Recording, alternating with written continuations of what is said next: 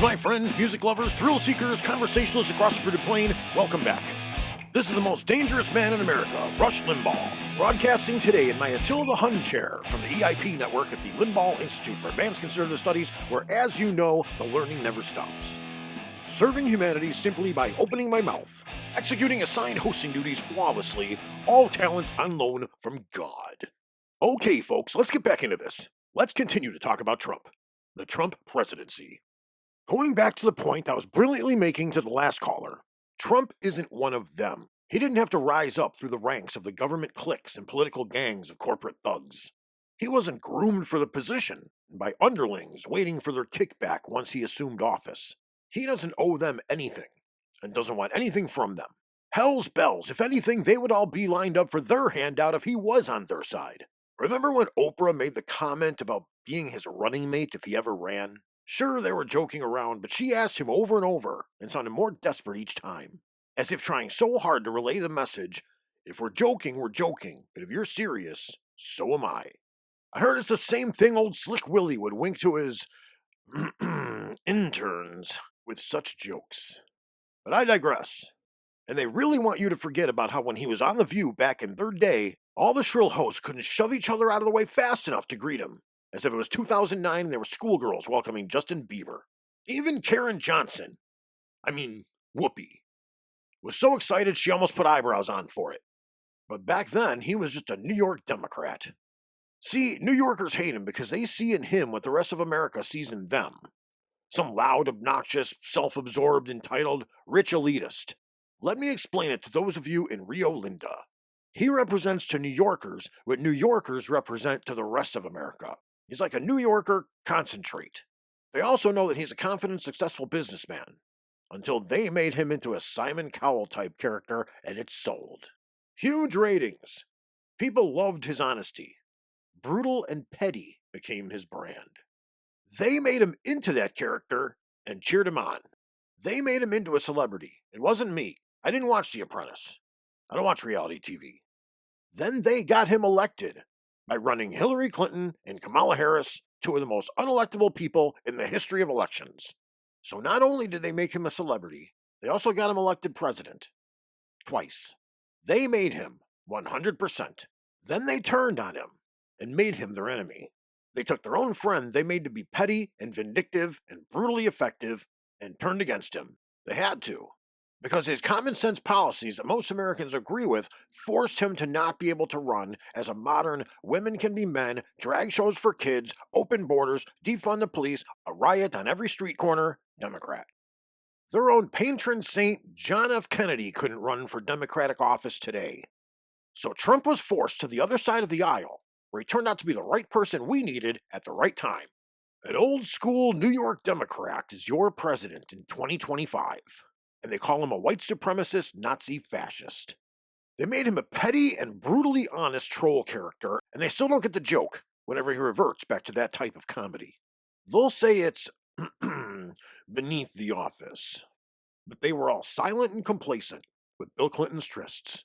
They were all silent and complacent with Obama chiming in on any and every news story that involved any sort of racial tension that he couldn't wait to pile onto with his speculation.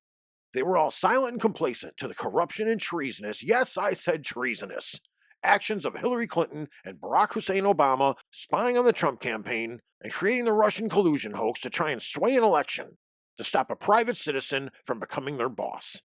Remember, folks, these people romanticize everything about bringing Nixon down for less. So much so that they still go back to Watergate to name any news story, Russiagate, Climategate, and what have you. And they were all silent and complacent to the blatant corruption and incompetence of Joe Biden. They'll tell you they're offended at how Trump belittles the presidential office, but we all know it's only for show. As Rick Sanchez said from Rick and Morty, we've seen what makes them cheer, so we don't care what makes them boo. These people aren't offended at anything unless it's draining their political power and control. So the Democrats ushered in the far left to make their moderate stance on policies, moving the goalposts for everybody to where the only way an old New York Democrat could have any chance of winning office in modern America was to run as a Republican. And they went to the same old playbook without knowing it had lost all of its power. See, Trump also has the thick skin of not caring about what they say about him and still powering forward. It's refreshing, isn't it, folks? To see a Republican stand up against them? To watch the liberal Democrat machine of the corporate media, the communist and Marxist academia, and the young skulls full of mush modern brown shirt college students open the same old Democrat playbook, and none of it worked. They call anyone, Bush, Reagan, Gingrich, even Clarence Thomas, and whomever, a racist. And they were used to the Republicans just cowering and walking off to avoid the fight. It's a hard charge to defend, and the left knows this. That's why they use all the labels they do. Don't need proof, take things out of context to fit your narrative, and most people will believe the lie faster than the truth can get the key in the ignition. They tried to call Trump a racist, but they needed you to forget all about how the hip hop community loved him. How they all held him up as an idol of American wealth and possibilities. Rappers loved him. So did the Reverend Jackson. And he was getting all sorts of awards from the black community until the media and the Democrats needed him to be the racist they always ran against. But it wasn't working like it always had. They didn't understand it, and they didn't know what to do. Here comes the guy with zero loyalty to the government fraternities and $0 he needed from their corruption. I had a friend that worked in construction. Every time he needed something, anything, drills, nails, hammer, what have you, from the store, he would charge it to the company credit card. The company would always hide these extra expenses in the invoice somewhere, so it was just passed along to the customer without them really knowing. Put an extra $200 on a $25,000 invoice, who's going to notice? So what happened was any time it was a run to the store for nails, it was now a run to the store for shopping. Water, snacks, magazines, and such. There was no connection to the money. So it's easy and guilt-free to just tack on more unneeded items. That's how your lawmakers and their staffs see you. Imagine now that kind of lackadaisy production atmosphere, multiplied by an attitude of such corrupted entitlement, seeing a citizen walking through their doors as their boss for the first time ever. Imagine the resentment, the hostility, the anger, and rage. Well, you don't have to imagine it, folks. We all saw it with the Doge audits. They were livid that they had the luck to be the elected officials during the first time they had to answer for budgets. No one else ever had to do this. Everyone else got an open spigot to the taxpayers' money for years and years. Biden even tried to spot weld it open. No, you are living through historic times, my friends. We were lucky enough to see a private, successful citizen businessman elected to brutally make sure America gets a fair share in deals around the world, with a thick enough skin to not be weighed down, scared off, obstructed, or bothered with the attacks from the media and his opposition at home. Remember Office Space, Snerbley? Remember in Office Space, the two Bobs show up to evaluate and audit how the company spends its money? And every employee is forced to do an interview they all deem beneath them, but they have to try and justify their jobs and positions at the company? Well, imagine Trump is the two Bobs. Well, the other Bob is the American taxpayer. Or yes, Elon Musk, even better. And imagine the corrupt do-nothings in both parties. They have to be called in front of the Bobs to justify their salaries and budgets. They see themselves above you. And who the hell are you to question anything they do? Being left in their own smug world has made them even more bitter that this is happening. So when they attack Trump, he attacks them back. The first time a Republican has fought them since Ronald Reagan, and we think it's funny. Because he says all the same kind of things we say. Locker room talk. Remember that one, folks? Well, he has no filter because he's still that character they all created. And the media has been ran and ruled by one party for so long, they think their narratives can't and won't be challenged. Well, we've seen the dismantlement start on that. The one thing the internet has brought us is the pull back the curtains moments of the media. They used to have a monopoly on narrative. Now actual video is filmed and put on YouTube that makes everyone question them. They thought police body cameras were going to show us all that the police were monsters and the arrested were only poor people with hearts of gold. That backfired pretty quickly when we all saw the videos on YouTube. You can watch all the footage where 80% of the time it's just people turning misdemeanors into felonies simply by not obeying commands and running their mouths until it escalates to handcuffs. Or my personal favorite, when they bring out the taser. Sometimes I wonder what's taking them so long. Argue with the judge, not the police, as a very expensive lawyer would say.